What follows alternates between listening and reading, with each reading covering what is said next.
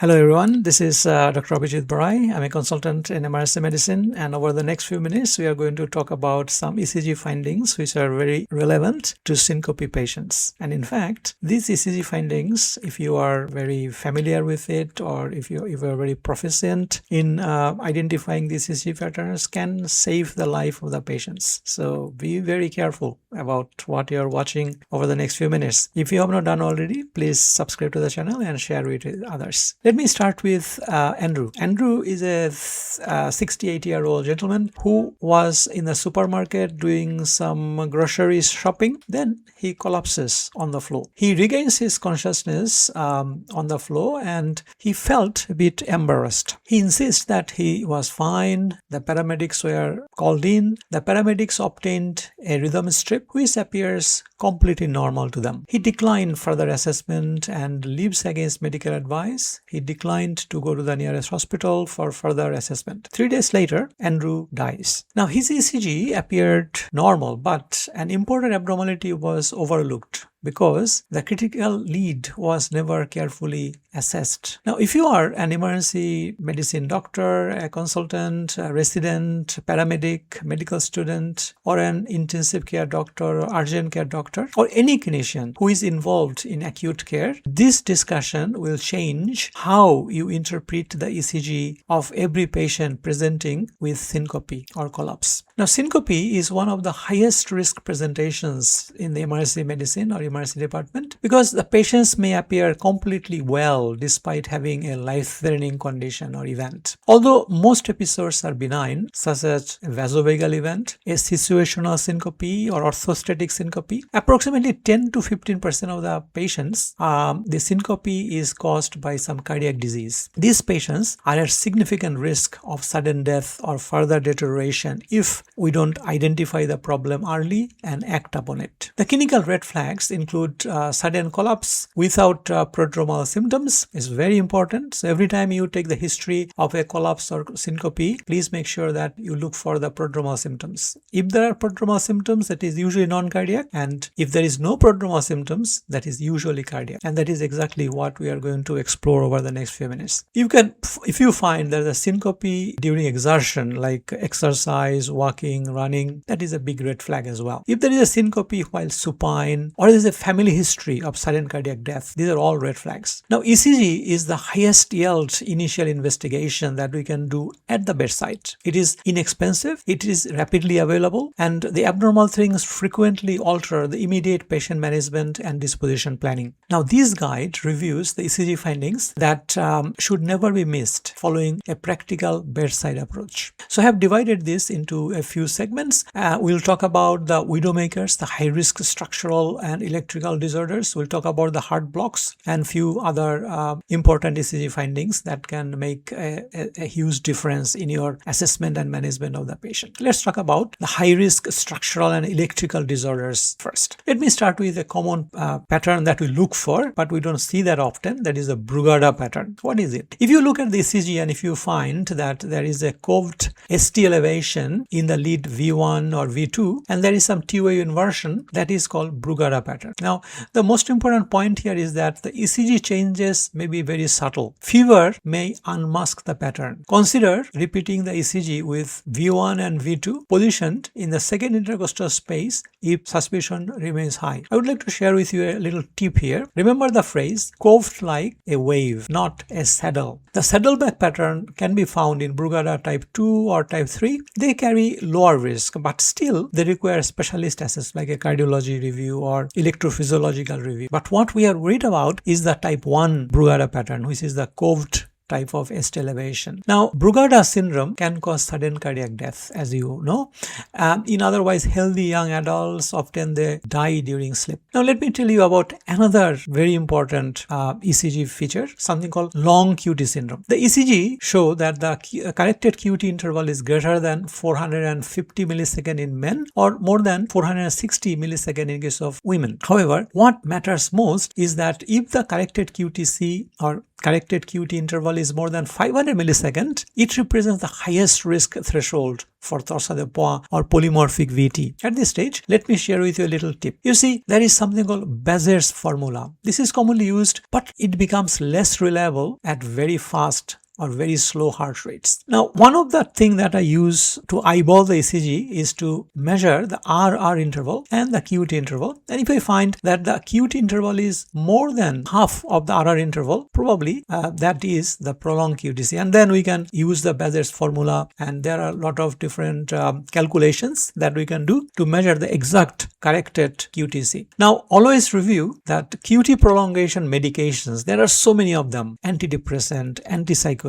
antibiotics, even antacids. They can all cause prolonged QTC. A very common drug like ondansetron that you use in the emergency department all the time in a patient who is vomiting, that can cause prolonged QTC. In a patient who has got prolonged QTC, and if we give ondansetron, they can develop torsa de pois or polymorphic VT. So you need to be very careful. Think about the electrolytes like hypokalemia, hypomagnesemia, hypocalcemia. They can also cause prolonged QTC. So this prolonged QTC can be quite a life-threatening condition, because if you are not careful, the patient can develop polymorphic VT. Now, let me shift the gear a little bit. Let's talk about WPW syndrome or Wolff-Parkinson-White syndrome. What is it? Remember that normally the cardiac impulse passes from the atria to the ventricles through the conduction system, through the atrioventricular node and the bundle of His. Some people can have some accessory pathway like the bundle of Kent, through which the cardiac impulse still can go from the atria to ventricles without any atrioventricular delay. So, in these patients, you will find that there is a short PR interval, there is a delta wave, and the QRS complex is wide.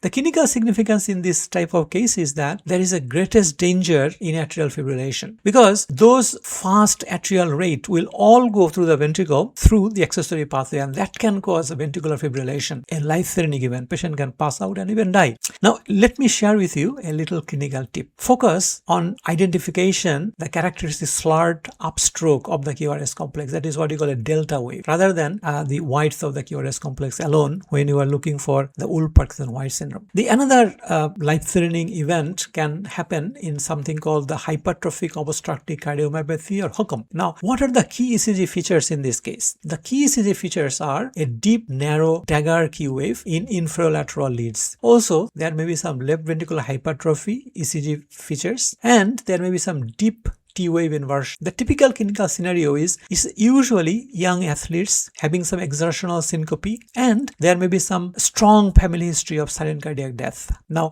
the important question here is, has anyone in your family died unexpectedly before the age of 50 years or required a pacemaker or defibrillator at the young age? So every time you look at take the history from the patient with syncope, ask this question: was there any family history of sudden cardiac death? Was there any young family members needing pacemaker or defibrillator? Very important, because they may have the hypertrophic obstructive cardiomyopathy. So this single question often provides more diagnostic value than the ECG itself. Very important. The another type of ECG feature is the arrhythmogenic right ventricular cardiomyopathy, ARVC. Some people call it ARVD, arrhythmogenic right ventricular dysplasia. The same thing. The ECG features are something called the epsilon wave, the little slurred upstroke of the S wave. Usually this is found in lead V1, sometimes in V2, very rare, because even in case of the arrhythmogenic right ventricular dysplasia, you will find only in about 20% of the patients they have these epsilon waves. Remaining 80% do not have this specific pattern. What you can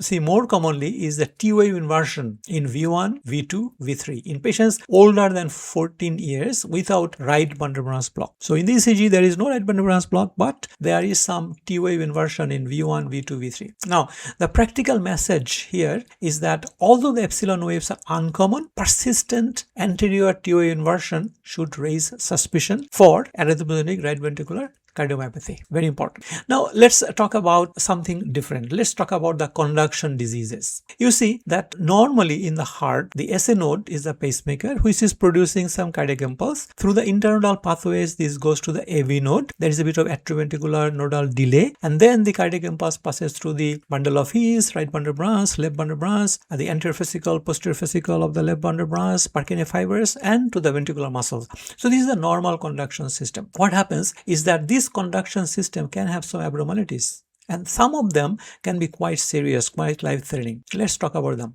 So conduction abnormalities are encountered far more frequently in clinical practice than inherited channelopathies. One of them is Mobis type 2 second-degree heart block. Now, in the ECGs in this type of patients, there is a constant PR interval and there is intermittent dropped QRS complex or drop beats. The clinical significance here is that Mobis type 2 can rapidly progress to the third-degree heart block or complete heart block, and that can be quite a serious condition. Clinical memory 8, let me share with you. So longer drop, that is Mobis type 1. Same drop. That indicates Mobis type 2. So that is a fundamental difference between Mobis type 1 and Mobis type 2. And as I have just emphasized, I'd like to emphasize here that Mobis type 1 is relatively better than Mobis type 2. Mobis type 2 has got a higher risk of development of complete heart block, and that is why it's so serious. Now, what about the complete heart block? In case of complete heart block, the ECG shows that there is a complete atrioventricular dissociation. So there is a party going on in atria, there are party going on in ventricles, there is no correlation between them. Atria are doing their job, ventricles are doing their job, and that is what complete atrioventricular dissociation or complete heart block is all about. However, there may be, if you carefully look at the P waves and the QRS complex, you will be surprised that the PP interval is constant, RR interval constant. However, PR interval is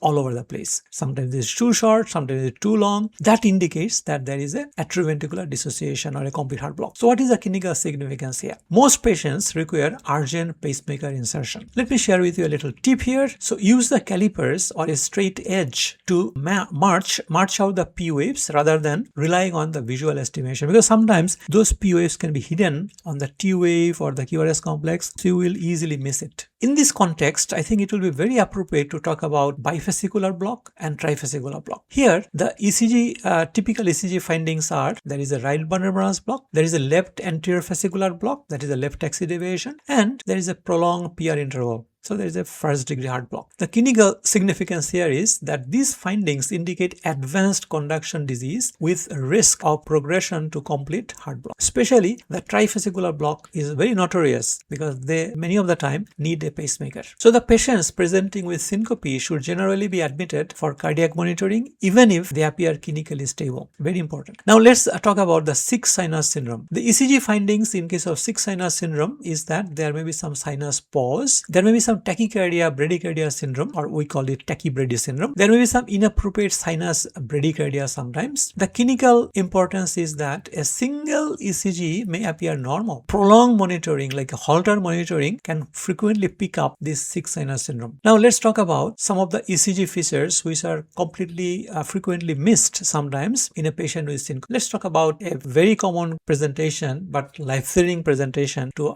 the emergency department: pulmonary embolism. I'm sure you have seen many pulmonary embolism. I see pulmonary embolism pretty much every week. It is so common these days. What are the common ECG features in case of pulmonary embolism? The commonest ECG feature is sinus tachycardia. There may be some right bundle branch block, and if it is a new right bundle branch block, that is very important. There may be T-wave inversion in V1, V2, V3 and V4. The clinical, let me give you a little clinical pearl or a clinical reminder here. There is some ECG feature, something called the S1, Q3, T3 pattern. It occurs in less than 20% of the patients. Very rare. And even if you find S1, Q3, T3 pattern, the patient may not have any pulmonary embolism at all. So consider pulmonary embolism in patients with syncope accompanied with pleuritic sharp chest pain, shortness of breath, thromboembolic risk factors, hypoxemia, and of course we'll look for the ECG features like sinus tachycardia, new right bundle branch block, T-wave inversion in V1, V2, V3, V4. I have seen so many of them. Unbelievable. What about hyperkalemia? Another life-threatening event. Hyperkalemia itself is a life-threatening condition, and one of the reasons it is life-threatening is because it can have got profound effect on the ECG, on the heart. So what are the ECG features? You can see tall peaked T waves. There may be some widened QRS complexes. There may be loss of P waves and sometimes prolonged PR interval, and there may be some sine wave morphology. Interestingly, this ECG pattern can correlate with the serum level of potassium. So in patients with a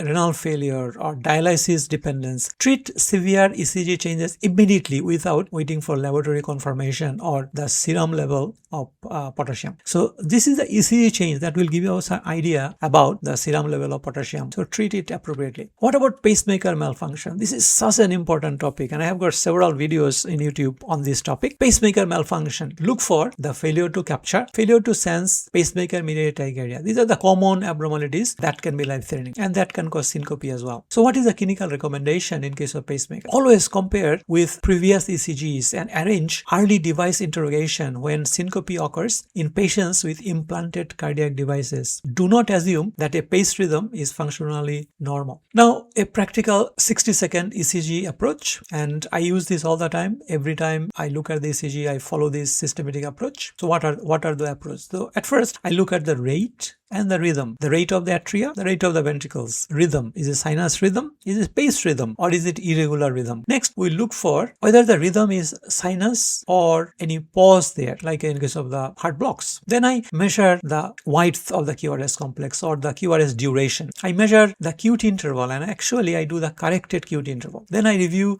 the PR interval and assess for the atrioventricular block. Then I examine the ST segment and T waves. I look for the Bruchara pattern. I look for the myocardial ischemia or infraction or even right ventricular strain. And then I compare the ECG with the previous tracings whenever available and if possible. So if the time is limited, prioritize the assessment of the QT interval and the QRS duration. But if you have the time, please go through all the steps that I have just mentioned. Now, these two measurements, QTC and QRS, identify many of the malignant causes of a syncope. So it's very important that we look for them as well. Now, let's get back to our Andrew, the 60-year-old gentleman that I told the story of.